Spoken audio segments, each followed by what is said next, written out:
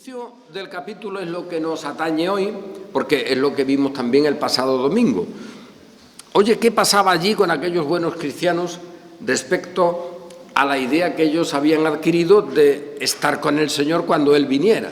Que habían muerto algunos y había entrado la duda de qué pasaba con ellos, porque cuando venga el Señor y aquí estemos, eso vale, nos encontramos con Él y sus ángeles y en esa gloria de su venida, pero ¿y el que ha muerto? ¿Y el que ya ha dormido, como se decía? Pablo dice, no te preocupes, que no pasa nada, porque ese que ha muerto, ese cristiano, ese hermano, está con el Señor. Por lo tanto, cuando Él vuelva, antes que a ti, verte, en un sentido físico, en un sentido de último momento, Él trae ya consigo a los otros. Por lo tanto, los otros están antes. Así que incluso, si ponemos una secuencia, ellos están primero. Por lo tanto, cuando el Señor venga, viene con ellos. Y es verdad, también hay que decirlo, el apóstol lo explica en otros lugares, y sus cuerpos resucitarán. Pero ellos existen y están sin el cuerpo. Por lo tanto, el cuerpo es una realidad que resucitada se unirá a ellos. También sabemos en eso, porque el apóstol Pablo lo explica, que mira, nosotros los que hayamos quedado, pues no sufriremos muerte. Nuestro cuerpo será transformado, pero no desde la muerte. Eso es una cosa asombrosa. No sabemos cómo será, ni nos importa, pero los muertos resucitan y nosotros que estemos vivos, o los que estén vivos en la venida del Señor, su cuerpo es transformado sin morir. Pero los otros están primero. Eso es lo que el apóstol les dice, así que no me lloréis como los que no tienen esperanza. Vale, todo eso ya lo van aprendiendo, y nosotros también. A veces no aprendemos mucho. Hemos subrayado en varias ocasiones estos domingos, y el jueves también, de alguna manera, lo que esto implica. Oye, que están los creyentes con el Señor. Pues entonces tú no puedes anunciar al Señor nunca sin los creyentes. Cristo no está aislado. El Evangelio que anuncia al Redentor está anunciando al Redentor con los redimidos. Son un solo cuerpo. Y ese es el anuncio del Evangelio. Y la gloria de Cristo está también con los suyos. Y los suyos con Él en gloria. ¿O es que no leemos esto en la Escritura? Con Él en gloria. Pues claro que sí. ¿Cómo van a estar con Él si no es en gloria? Y esa presencia del Señor siempre hemos de verla con los suyos. Si esto aprendemos, iremos caminando con cierto sosiego y sentido de la enseñanza bíblica. ¿Está nuestro Señor con nosotros? Sí. Y todos nuestros hermanos. Y esa es la comunión de los santos. Y a partir de ahí tú abres una ventana y ves una perspectiva de enriquecimiento espiritual, abres otra, ves la familia, ves la iglesia, ves la Santa Cena, que es la comunión, es la presencia del Señor. ¿Cómo? ¿Con los suyos? ¿Con su cuerpo? Por eso Pablo en la iglesia de Corinto dice, pero vosotros ¿qué ideas tenéis del cuerpo, hijitos? Que uno come muchísimo, incluso hasta se emborracha, y en el mismo lugar hay otro hermano que pasa hambre. ¿Eso es un cuerpo? ¿Así funcionaría un miembro del cuerpo? ¿No es el cuerpo un elemento solidario en el que se reparte cada miembro con lo que necesita del resto de los demás? Ese es el cuerpo humano. Esa es la solidaridad de todo lo que existe en nuestro cuerpo. Compartir. Y ahora Pablo dice, hombre, pues el cuerpo de Cristo vosotros no lo estáis entendiendo. Pablo no está diciendo que no se entiende la teología de la Iglesia romana sobre la Eucaristía. Allá ellos, o sobre sus disquisiciones teológicas, sobre la potencia, el cuerpo y todo lo que quieran decir, sobre la hostia consagrada, esa hostia del demonio que dice Pablo que los gentiles presentan a los demonios, ese sacrificio, ¿no? Esa acción de gracias. Sino Pablo está diciendo, oye, el cuerpo de Cristo, ¿cómo lo entendéis? En aquello que representa precisamente esa comunión que es la Santa Cena, si estáis unos comiendo y el otro pasando hambre. No entendéis el cuerpo de Cristo. Pues fijaos, esta condición evidente de que el Señor está con los suyos y que cuando recordamos su muerte hasta que Él venga y la anunciamos, estamos con Él y con su cuerpo, con todos los creyentes, los que ya están con el Señor, que hay que recordarlos a todos, y los que estemos aquí todavía. Esa idea de comunión es esencial y enriquece enormemente la vida del creyente, porque con eso luego te quitas todas las glorificaciones de santos que ha hecho la Iglesia romana. Decía pues que en este caso, oye, pues ya con los tesalonicenses estamos aprendiendo que el Señor ya tiene a los suyos, que cualquier hermano, cualquier hermana, cualquier cristiano que muere en el Señor está con el Señor, su cuerpo ha quedado aquí, ciertamente, ya resucitará, y que el Señor está con ellos y con cada uno de nosotros. O ya nos hemos olvidado de lo que dice Pablo, que nuestra vida está escondida en Cristo, está escondida en Dios con el Señor, con el Redentor. Cuando Cristo, nuestra vida, se manifieste, fíjate lo que se dice, seremos manifestados con Él en gloria. ¿Cuándo? Cuando Cristo, vuestra vida, se manifieste. Y donde quiera que se manifiesta, allí estáis vosotros manifestados con Él en gloria. Por eso el Evangelio es el Evangelio de la gloria de Dios, en Cristo. Y eso es lo que tenemos. Y en la Santa Cena eso se palpa, eso se tiene. Y por eso la Santa Cena es comunitaria. Es del cuerpo, no es de un sacerdote que fabrica algo o de un pastor que hace algo y luego lo ofrece. La Santa Cena es el cuerpo. Y el cuerpo no es que haya una parte de él que lo ofrezca, el cuerpo es y vive su condición de comunión.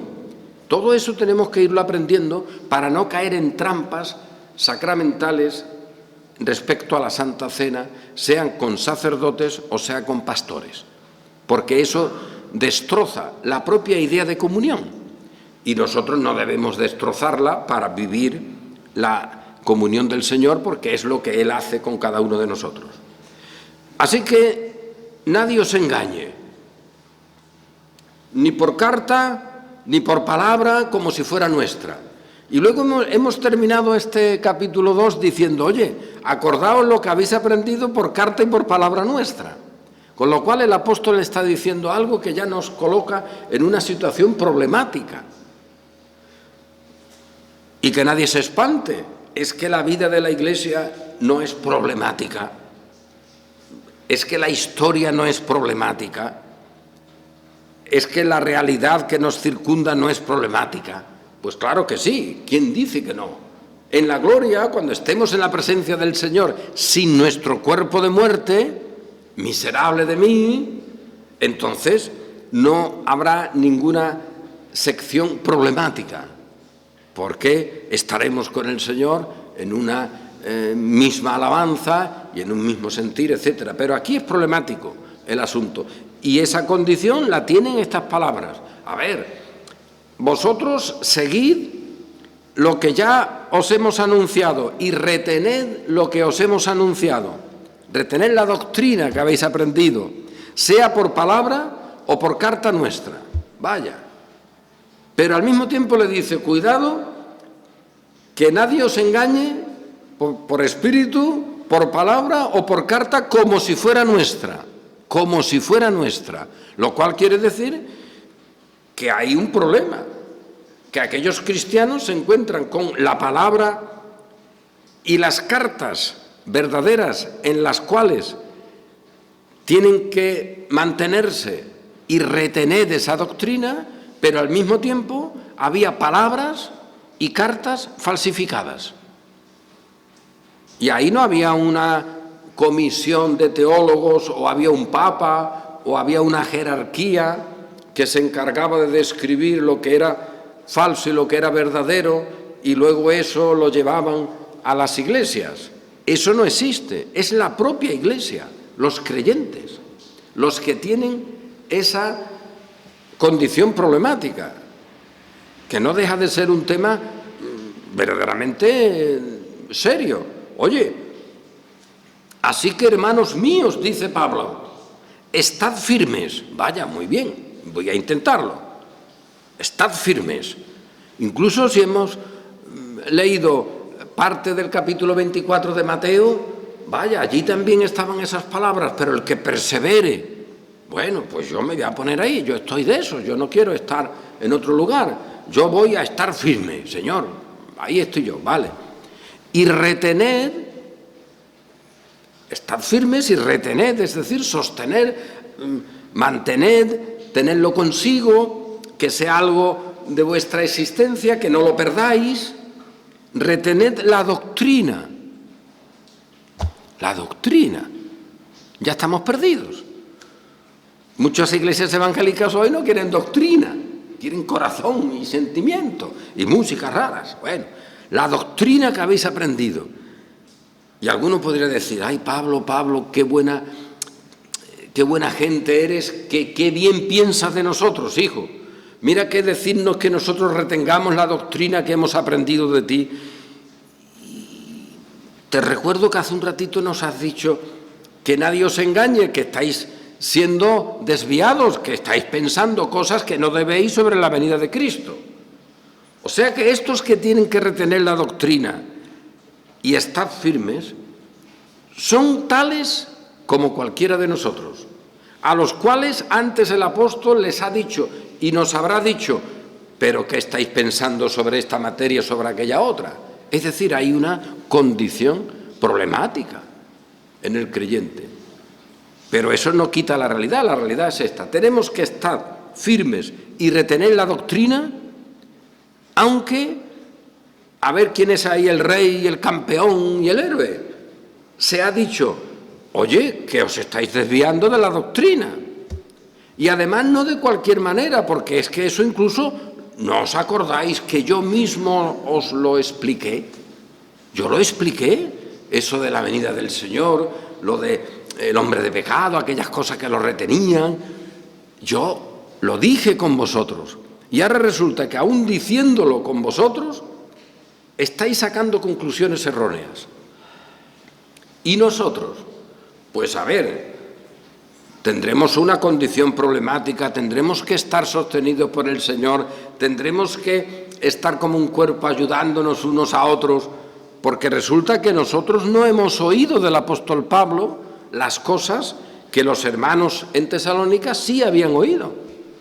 Y si ellos están desviándose después de haber escuchado cosas que nosotros no hemos escuchado, ya he dicho, aunque sea entre paréntesis, que aquí casi todos los comentaristas dicen, vaya hombre, fíjate en los líos que nos dejó el apóstol para saber ahora sobre estas cuestiones, lo que lo detiene, lo que lo frena, qué significa eso, si eso es neutro, si es una persona, si es una entidad, qué lío tenemos. Y sin embargo los tesalonicenses, qué buena gente fueron, y hay que ver la alegría que tendrían de saber eso. Lo que a nosotros nos ha llenado de duda durante toda la historia, resulta que ellos lo escucharon del apóstol Pablo. Pues tampoco vamos a ponernos muy enfadados, porque tampoco ellos, habiéndolo escuchado del apóstol, sacaron muy buenas conclusiones, se equivocaron, se estaban equivocando. Y esa es una advertencia para todos. Y no pasa nada, siempre que no neguemos la cruz, evidentemente, como estaba pasando en las iglesias de Galacia, que no cambiemos el Evangelio, sino que reconozcamos y se nos diga que sobre materias concretas no sabemos qué hacer, que estábamos equivocados, que uno estaba pensando una cosa que no le correspondía, etcétera, pero a esos mismos, y no olvidemos esto nunca, a esos endeblitos, a esos que no conocen bien, a cada uno de nosotros, por lo tanto, se le está diciendo, estad firmes, retened la doctrina que habéis aprendido, sea por carta o por palabra nuestra. Pero tened cuidado, no os desviéis ni por espíritu, ni por palabra, ni por carta, como si fuera nuestra. Y alguno diría, pues yo este cristianismo no lo quiero. porque este cristianismo me hace a mí estar ahí en la calle, dándome el aire. No, yo prefiero el cristianismo de la Iglesia romana, que me pone una vela, me pone un capirucho, me pone en un sitio y a seguir a la cruz de guía. Yo ese cristianismo sí lo quiero. Y además me salva. Ese cristianismo nos salva. Cuidado ahí, que ese cristianismo forma parte ya de lo que Pablo está diciendo, que es la apostasía. Así que no quieras la apostasía porque te facilite el camino y te lo haga teóricamente fácil, porque un camino fácil para la condenación, ancho es. Y ya lo advierte el Señor.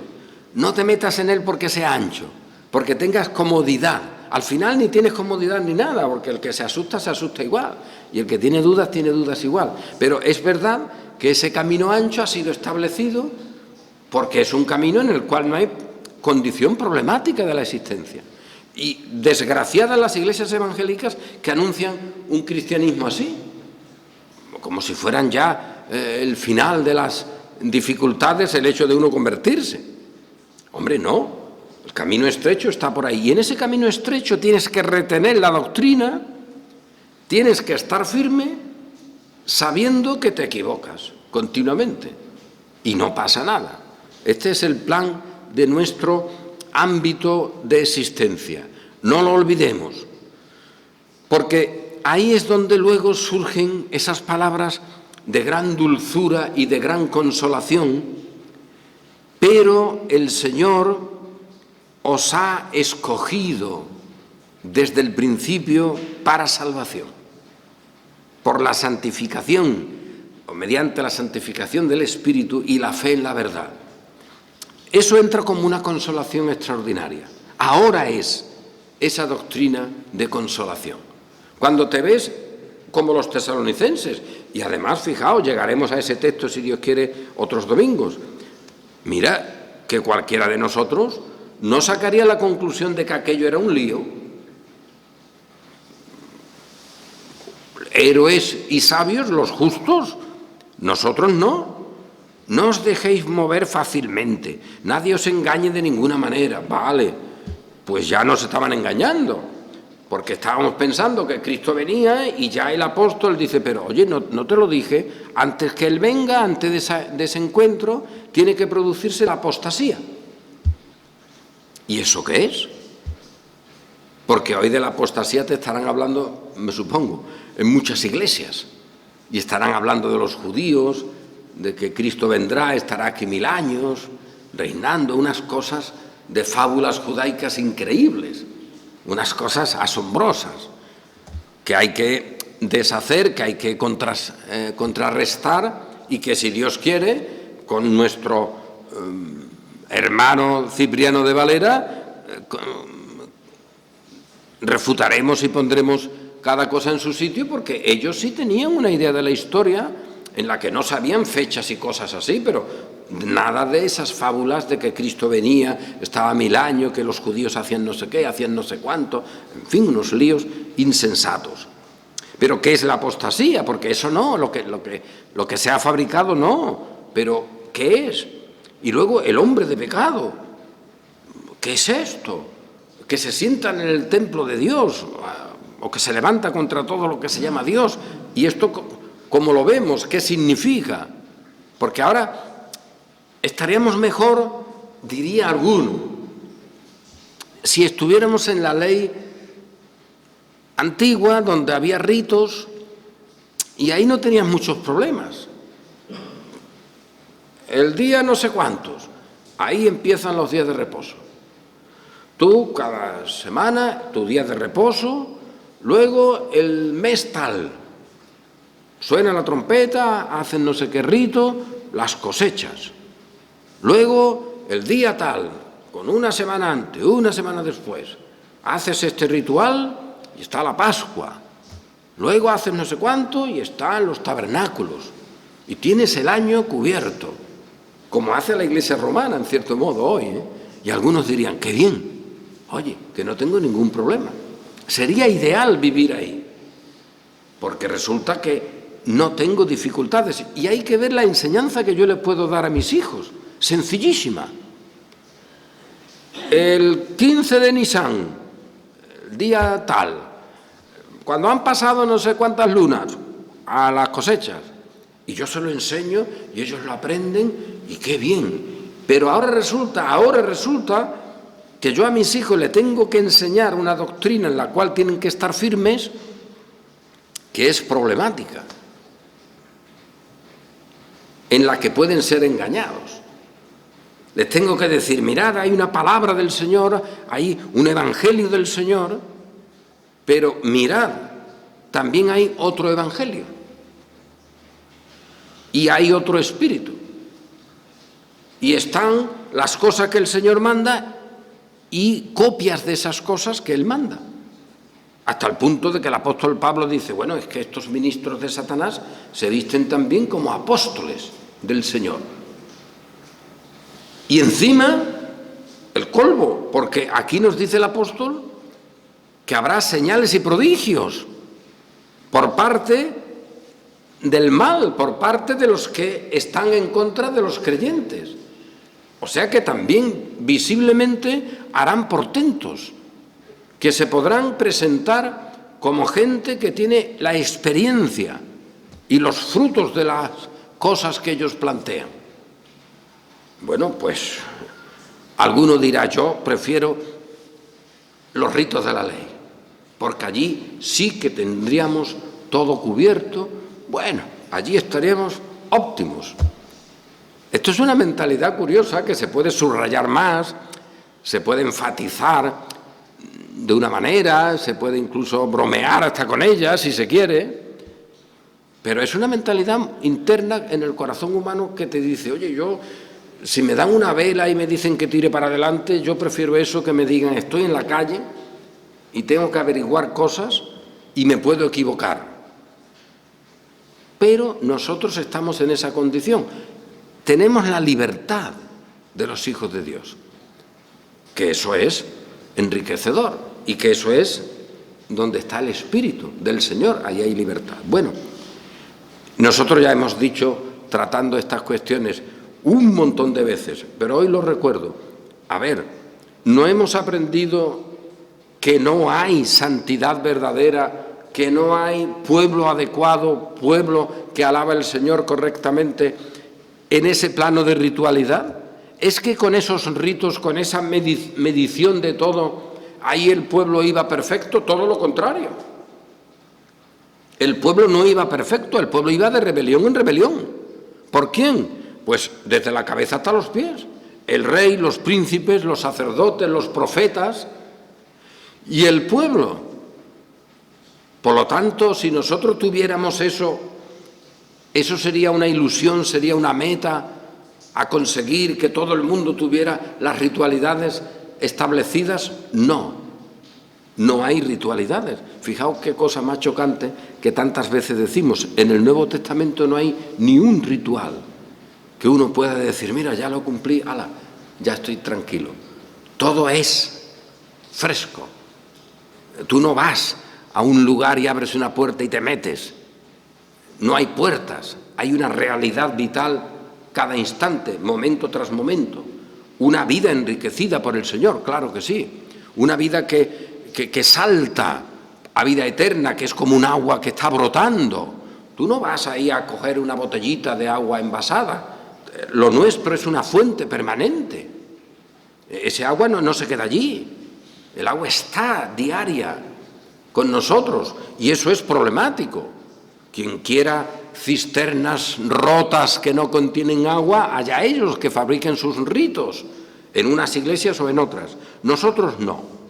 Pero todo esto, fijaos, ya nos sirve pues para llegar a este punto en el cual Pablo nos dice que nadie nos engañe en ninguna manera, que ya esto nos deja un campo tremendo.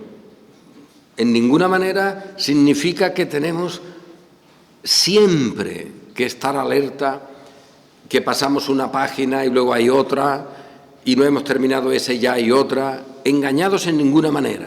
A ver, uno en el siglo XIV tenía unos medios para ser engañado. En el siglo I Los tesalonicenses tenían en su entorno maneras de ser engañados.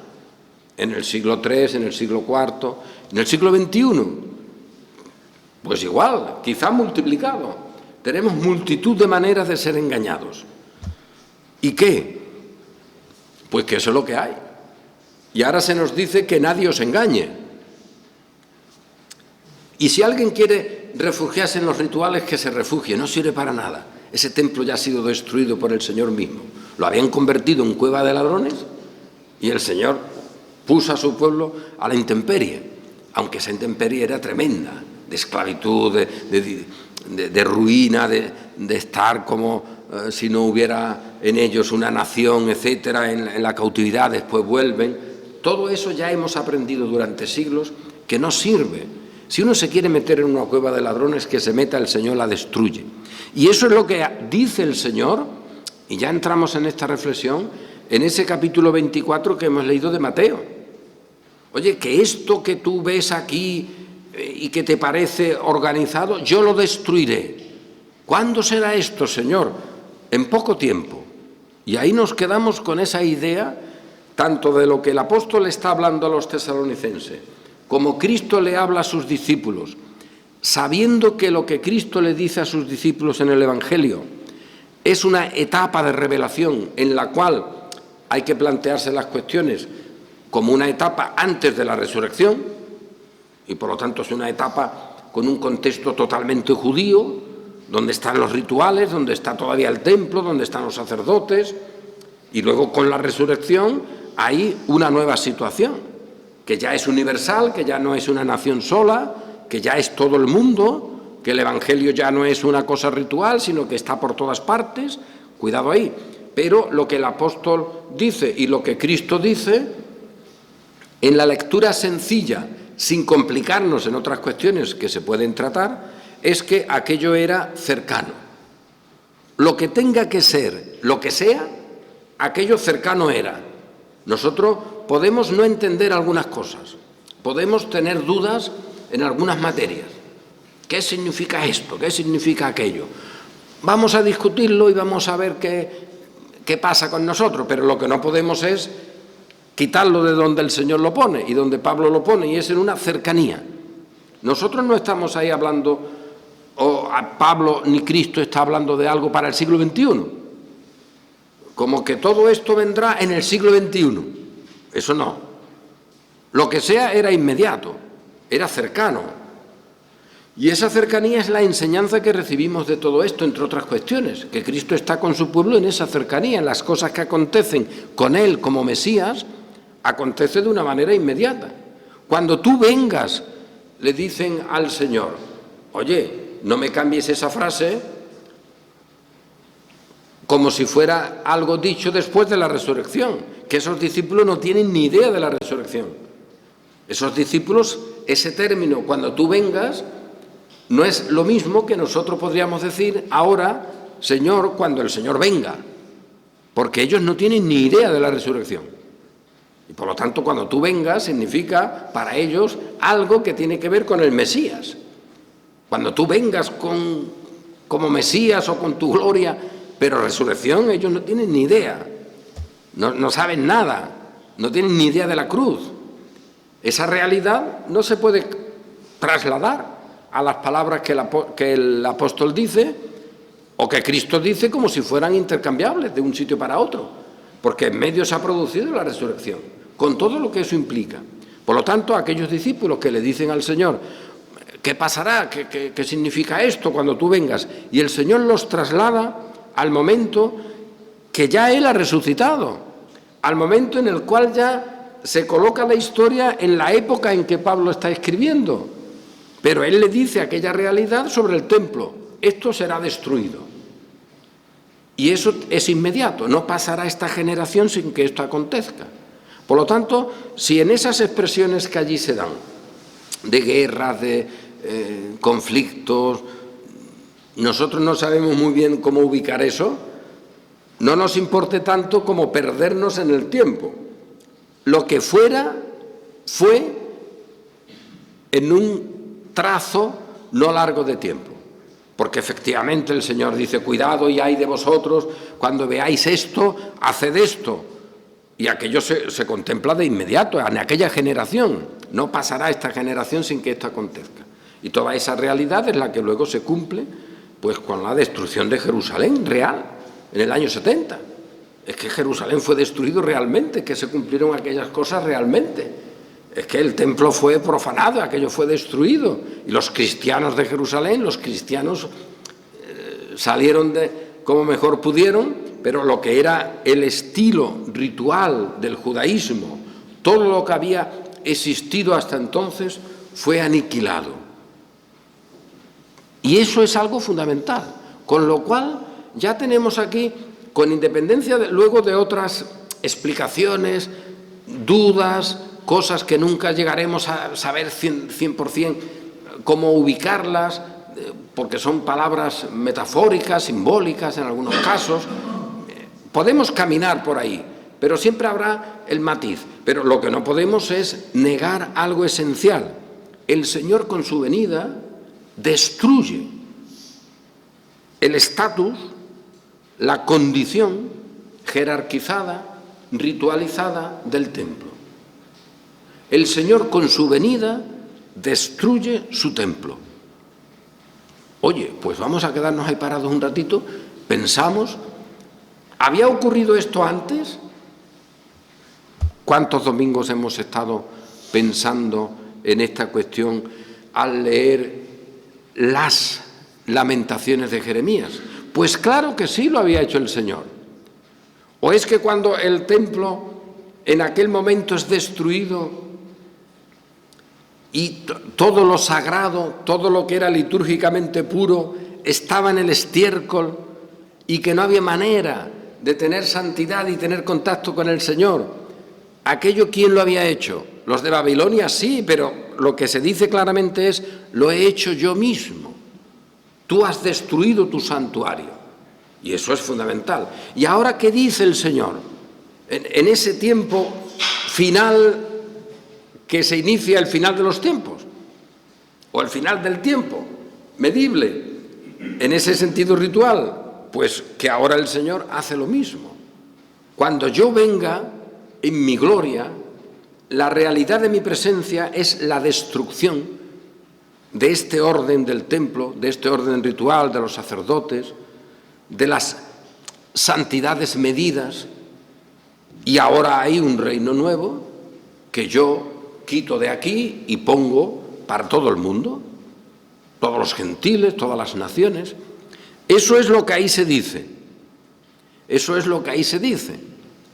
Por lo tanto, el Señor llega a su pueblo en su gloria con un tramo previo que Pablo llama apostasía y que ahora nosotros podemos analizarlo, verlo, traerlo al presente, comprender cómo el Señor nos enseña ahí que la vida de la Iglesia, la vida de los elegidos, la vida de aquellos que han sido conservados, que hemos sido colocados por el Señor en medio de una tribulación permanente, en medio de un caos, que lo que se llama cristiandad es un caos, que lo que se llama orden cristiano, ay de aquellos que hablan de los valores judeocristianos. Mira que aquí hemos dicho algunas veces, hombre, no está mal si tú te refieres a la familia, a un pequeñito orden social, vale, pero cuidado con los valores judeocristianos, porque son el caos. El caos. El judaísmo judeo, el Señor lo destruye con su presencia. Entonces, con Él, ¿cómo vamos a estar en aquello que Él destruye con su presencia levantándolo? O sea que en el nombre de Cristo levantamos los valores del judeocristianismo, que Él destruye. Hombre, hay que tener en cuenta ese dato. O el cristianismo, judeo-cristiano, ¿qué cristiano? El cristiano de Corinto, en el mejor de los casos, que es una iglesia llena de cosas buenas, pero que, fijaos cómo celebraba la Santa Cena. El valor de Tesalónica, que mira que tenía cosas excelentes, pero oye, que sobre la venida de Cristo estaban equivocados. En el mejor de los casos sería un valor relativo. El valor de Colosas, que tenían unos líos enormes con los ángeles, o si nos vamos a las iglesias de Apocalipsis, a ver qué judeo-cristiano vemos por ahí que sea medianamente regular. Quizá el ejemplo sea aquella iglesia que se había tornado sinagoga de Satanás, judeo-cristiano. Y así hasta el día de hoy, en el siglo I, en el siglo II.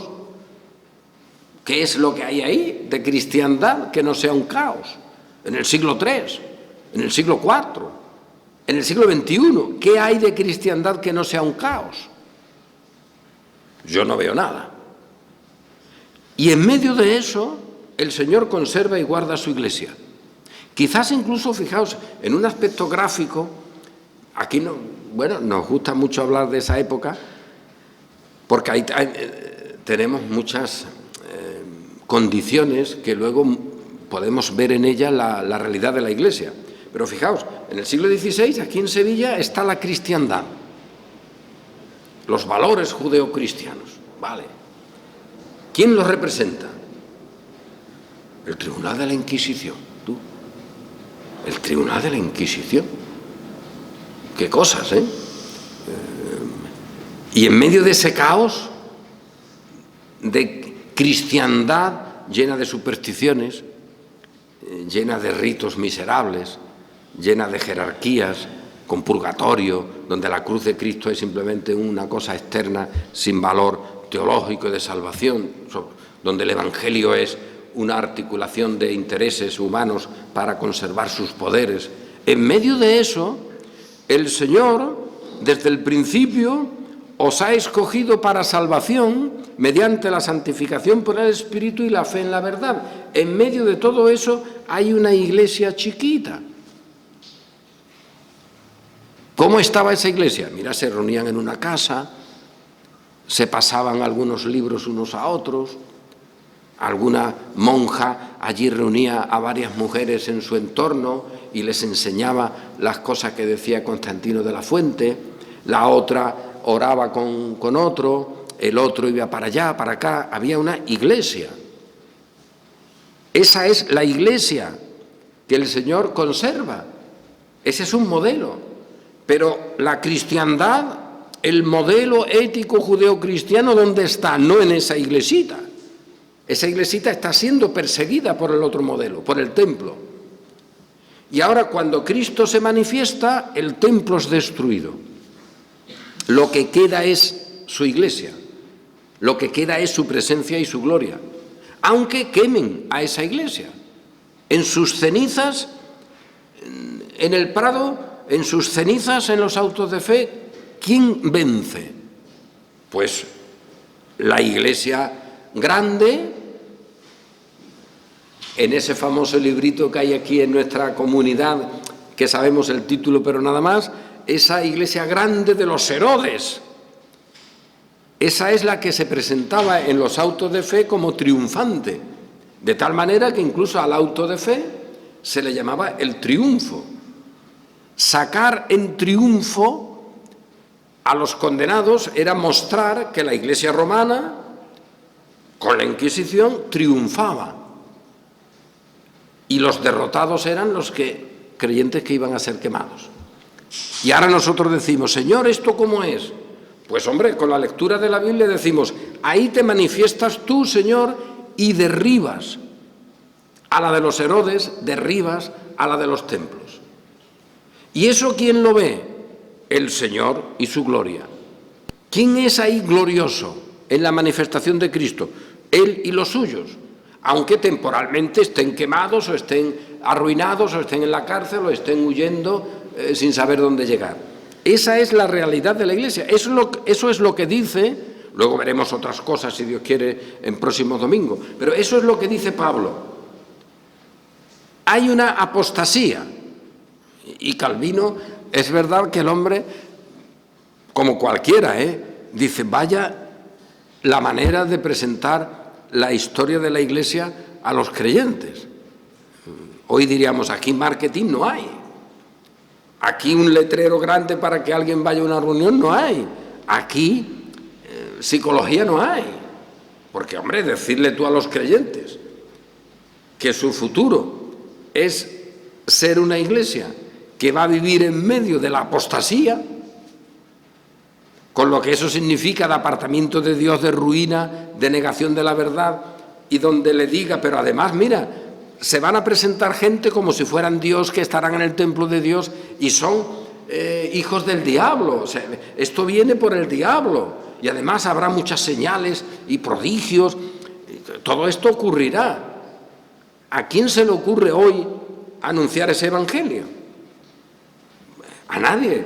Imaginad que un misionero se le ocurre presentar un plan de misiones para una zona del mundo a su comité y le dice, mira, yo voy a anunciar allí que los cristianos, bueno, como se conviertan, van a tener una vida horrorosa, aquello será una apostasía, allí habrá un montón de iglesias falsas, aquello se mostrará simplemente como obra del diablo. O sea que cuando crezca el cristianismo, lo que va a crecer es la apostasía y crecerán las falsificaciones.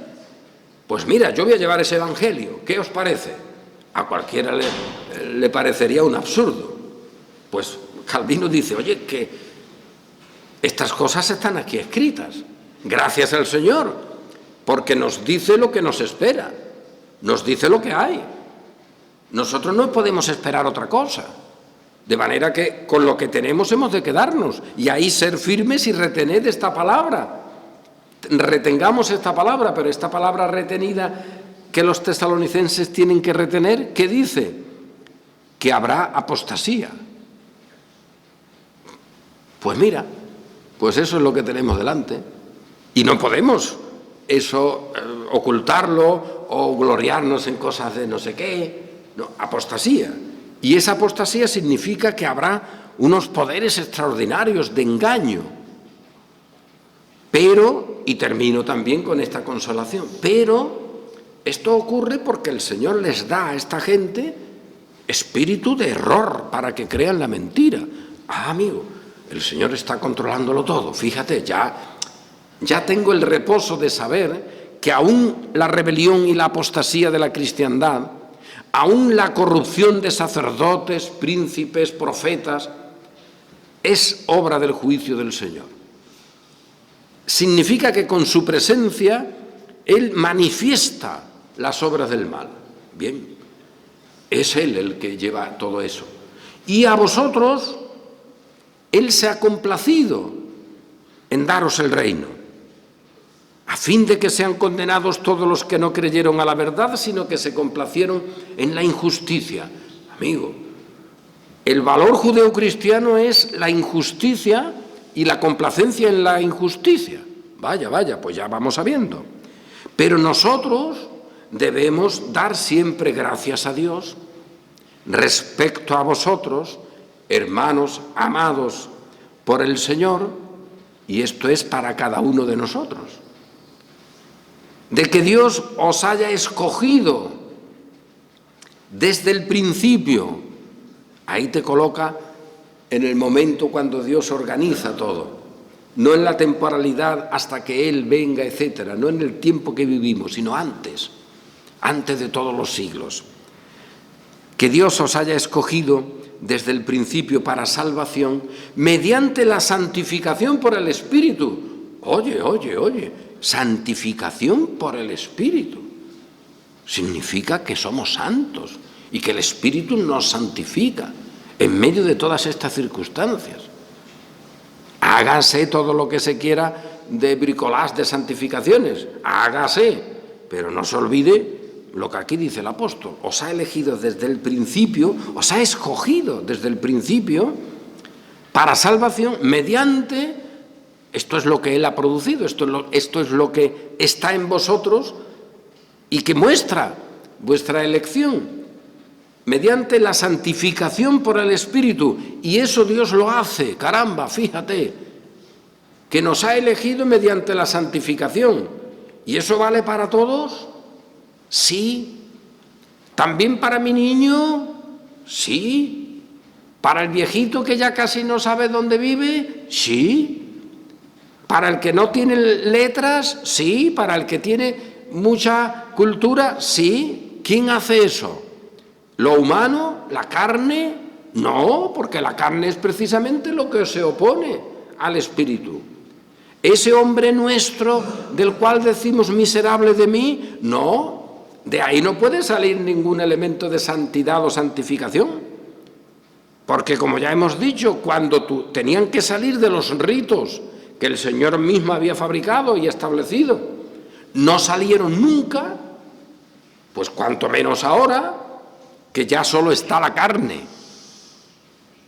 Entonces ¿es de Dios? Sí, es de Dios. ¿Y puede hacerlo? Pues claro que puede hacerlo, hijo. Entonces, ¿el elegido es alguien santificado? ¿O puede ser elegido sin ser santificado? No, no puede ser elegido sin ser santificado. ¿Y eso por quién? Por el Espíritu. Y la fe en la verdad, esta fe que ya no es de la cultura, que ya no es de la carne, que ya no es de las creencias de ese cristianismo apóstata, esa fe que no es el fruto de las obras del diablo, sino que es de Dios. Pues fíjate, eso tenemos.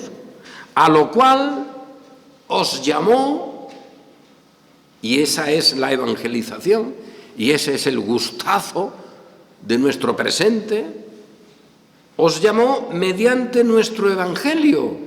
Este evangelio que dice que la cosa es un caos, este evangelio que dice que el Señor ha destruido el templo de la cultura judeocristiana, que se quedó allí en Jerusalén. Este evangelio que dice que eso está arruinado y se caerá, pero que la cruz de la vergüenza, donde no hay cultura, donde no hay obras, allí está la gloria del Redentor. Y allí estamos nosotros con Él, fuera del campamento. Y hay quien quiera construirle ahora un campamento al Señor para que la cruz venga y se quede dentro. ¡Ay de los templos que han metido la cruz dentro! Esa no es la cruz del Calvario. La cruz del Calvario está ahora en el mundo, rescatando a todos los que el Padre les había dado al Señor y que Él llevó y nos llevó en esa cruz. A lo cual os llamó gran gustazo al anunciar este evangelio. Os llamó mediante nuestro evangelio para alcanzar, ¿qué cosas? Para alcanzar la gloria de nuestro Señor Jesucristo. Fíjate, que todo parecía oscuro, que todo parecía derribado, que todo parecía una ruina, era una ruina según la carne, era una ruina según el intelecto, era una ruina según la cultura judeocristiana o la gloria judeocristiana o la gloria que queráis poner. Pero este evangelio nuestro os ha hecho alcanzar, el Señor lo usa para que alcancéis la gloria de nuestro Señor Jesucristo. Y ahora tenemos la gloria de nuestro Señor Jesucristo, que está en la cruz, en la resurrección. Y es gloria que tenemos todos. Y esa gloria la tenemos nosotros y los que han partido, que están con el Señor en gloria. Y ahora cuando el Señor se manifiesta, donde se manifieste, como Él quiera manifestarse, ¿cuándo será esto? Cuando el Señor quiera. Cuando Él se manifiesta, nosotros, todos, también nuestros chiquillos, también seremos manifestados con Él en gloria. ¿Habrá alguien que esté a su lado que no tenga santidad, que no tenga verdad, que no tenga justicia? No. ¿También nuestros niños? También. Fíjate. Pues por eso nosotros, cada vez que anunciamos la muerte del Señor hasta que Él venga, estamos anunciando también la gloria de la Iglesia que está con Él y se manifiesta con Él cuando Él se manifiesta. Y esto es lo que tenemos. ¿Y qué es lo que tenemos? Pues una vida de fe en medio de un caos, una Iglesia elegida por el Señor en medio del tribunal de la Inquisición, en medio del fuego, en medio de donde quieras, pero que con esa Iglesia está el Señor glorioso. Y todo lo demás, cuando Él se manifiesta en un creyente, con un creyente, donde hay un creyente, viejito, niño, como sea, donde está uno, los templos humanos, las obras del hombre de pecado, las obras de los templos fabricados por la idea humana son derribadas, son destruidos. Y eso es lo que tenemos en este tiempo presente. Y este evangelio, claro es un evangelio de poder de Dios para salvación, pero es también un evangelio que al manifestar la gloria de Cristo elimina, destruye. Es la palabra del Señor que destruye. Es el Señor presente con su palabra destruyendo. Es el resplandor de su venida derribando al hombre de pecado, a todas sus obras, a todo lo que el diablo produjo, porque ya ha sido derribado en la cruz. Y por eso nosotros nos alegramos y gozamos en el evangelio de la gloria de Cristo. Amén.